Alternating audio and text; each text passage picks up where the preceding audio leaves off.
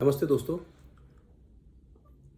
अभी आप सबको ज़रूर संज्ञान में आया होगा कि सभी जगह एक कम्युनिकेशन आ रहा है कि डायरेक्ट टैक्स कोड में, नए डायरेक्ट टैक्स कोड में कंपनी सेक्रेटरी और कॉस्ट अकाउंटेंट्स को टैक्स ऑडिट के लिए अलाउ कर रहे हैं।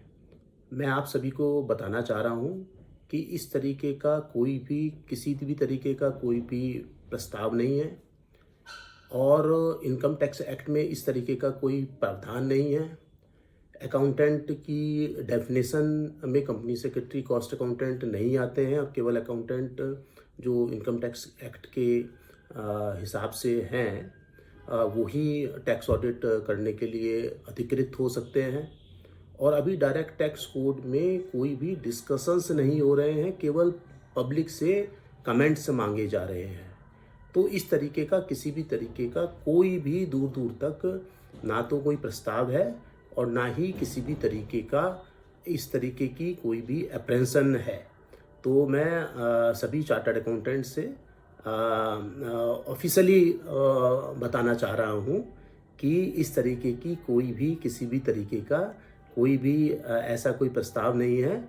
और चार्टर्ड अकाउंटेंट्स पूरी जी जान से देश के लिए सेवा कर रहे हैं, टैक्स ऑडिट कर रहे हैं और सभी को चार्टर्ड अकाउंटेंट्स की प्रतिभा पर पूरा विश्वास है। और चार्टर्ड अकाउंटेंट्स के अलावा मुझे नहीं लगता कि कोई प्रोफेशनल कॉम्पिटेंट है to discharge the responsibility as tax auditor.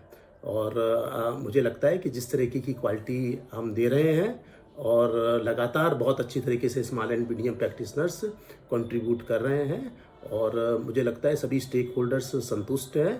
और हम taxation audit quality review board का मैं वाइस चेयरमैन हूँ और उसमें भी हमने देखा है कि अधिकतर जो टैक्स ऑडिट्स हो रहे हैं वो जो institute of chartered accountants of India ने जो अकाउंटिंग स्टैंडर्ड्स, ऑडिटिंग स्टैंडर्ड्स बनाए हुए हैं उसको पूरा पालन करते हुए किए जा रहे हैं।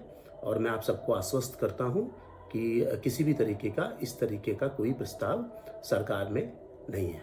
बहुत बहुत धन्यवाद।